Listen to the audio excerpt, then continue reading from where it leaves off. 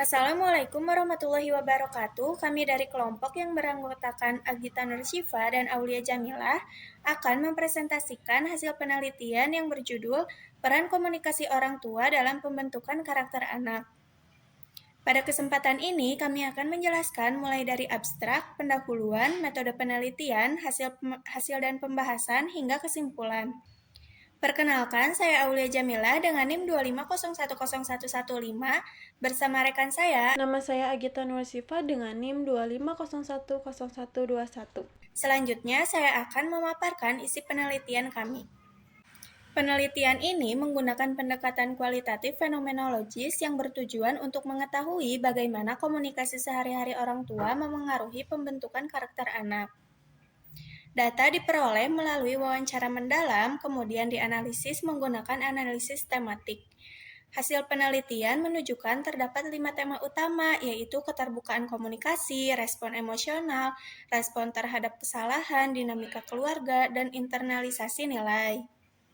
Kesimpulan dari penelitian ini adalah bahwa kualitas komunikasi yang penuh empati, konsisten, dan tidak menghakimi lebih berpengaruh terhadap pembentukan karakter anak dibandingkan seberapa sering orang tua berkomunikasi.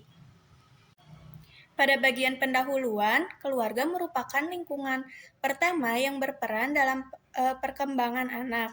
Melalui komunikasi, orang tua membantu membentuk perkembangan emosional, sosial, dan karakter anak.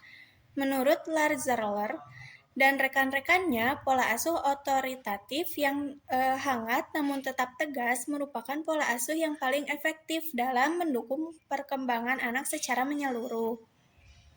Selain itu, Gafrey dan rekan-rekannya menjelaskan bahwa iklim komunikasi dalam keluarga dibangun dari interaksi sederhana sehari-hari, seperti percakapan santai, cara orang tua merespon kesalahan anak, dan kesempatan anak untuk menyampaikan pendapat. Penelitian sebelumnya lebih banyak melihat dari sudut pandang orang tua, oleh karena itu penelitian ini berfokus pada pengalaman subjektif anak agar diperoleh gambaran yang lebih mendalam mengenai komunikasi dalam keluarga. Selanjutnya ada metode penelitian. Penelitian ini menggunakan pendekatan kualitatif dengan paradigma fenomenologis karena bertujuan memahami pengalaman hidup informan. Informa penelitian ini yaitu satu orang siswa pada SMP berusia 14 tahun yang tinggal bersama kedua orang tuanya, yang dipilih menggunakan teknik purposive sampling. Data yang dikumpulkan melalui wawancara semi-struktur selama sekitar 45 menit.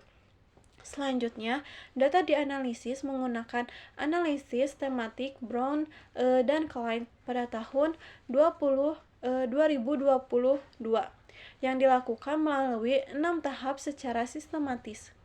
Nah, selanjutnya ada hasil dan pembahasan. Hasil penelitian ini menunjukkan ada 5 temuan utama pada bagian ini. Yang pertama ada keterbukaan komunikasi yang terjadi secara alami dalam kehidupan sehari-hari.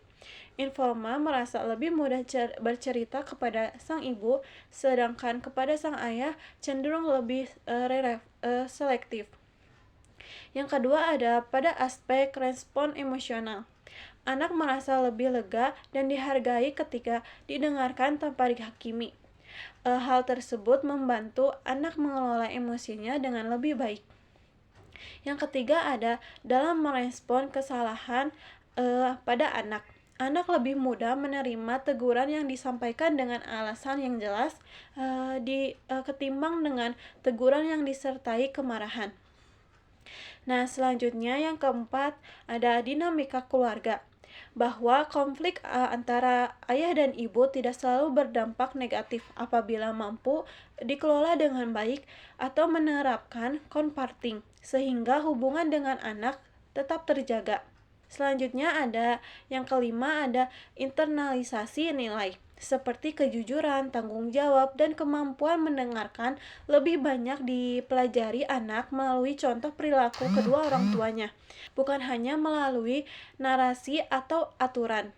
Nah, jadi kesimpulannya yaitu penelitian ini menyimpulkan bahwa kualitas Komunikasi antara kedua orang tua dan anak lebih penting dibanding frekuensi komunikasi.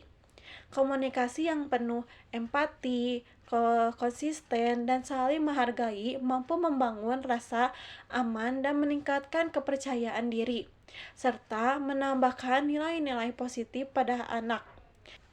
Nah, perbedaan gayanya, komunikasi antara ayah dan ibu bukan menjadi masalah selama anak tetap merasa didengar, dihargai, dan mendapatkan dukungan dari kedua orang tuanya.